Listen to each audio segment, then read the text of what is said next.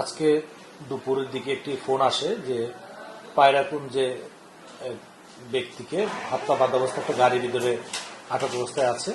এরূপ সংবাদের ভিত্তিতে সদর থানা পুলিশ ঘটনাস্থলে যায়, গিয়ে সোহাগ নামক এক ব্যক্তিকে ঘটনাস্থলে হত্যা বাঁধা অবস্থায় একটা গাড়ির ভিতর থেকে উদ্ধার করে তাকে দ্রুত হাসপাতালে নিয়ে এসে চিকিৎসা ব্যবস্থা করে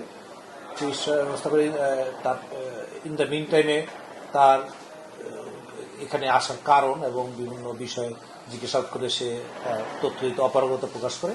তবে আমরা পরবর্তীতে জানতে পারি সে নারায়ণগঞ্জের নিতাইগঞ্জের একজন ব্যবসায়ী, তাকে কেউ বা কাহারা অপহরণ করে এখানে নিয়ে এসেছে। যেহেতু এটার ঘটনাস্থল নারায়ণগঞ্জ, সেহেতু এই পুরো ঘটনার মূল কারণ এইসব বিষয়ে তারা তদন্ত করে দেখবে। তবে আমরা প্রাথমিকভাবে তার যেটা প্রয়োজন চিকিৎসার ব্যবস্থা করেছি হাসপাতালে, এবং সে যেহেতু আরো বেশি খারাপ ফিল করছে, সে তাকে উন্নত চিকিৎসার জন্য তার স্ত্রী এসে এখান থেকে তাকে নিয়ে গিয়েছে।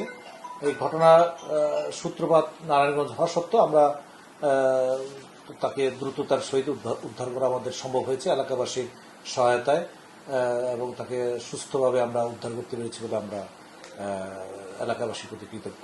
ঘটনা তাকে উদ্ধারের পরপরই যেহেতু তার বাড়ি নারায়ণগঞ্জ নিতাইগঞ্জে, তাকে সেজন্য আমরা নারায়ণগঞ্জে জেলা পুলিশকে সাথে সাথে বিষয়টা অবগত করেছি, এবং তারা তার ব্যবসায়ী স্থল, তার বাড়ি খোঁজ খবর নিয়ে তারা অপহরণের মূল কারণ কি এই বিষয়ে তারা তদন্ত করছে।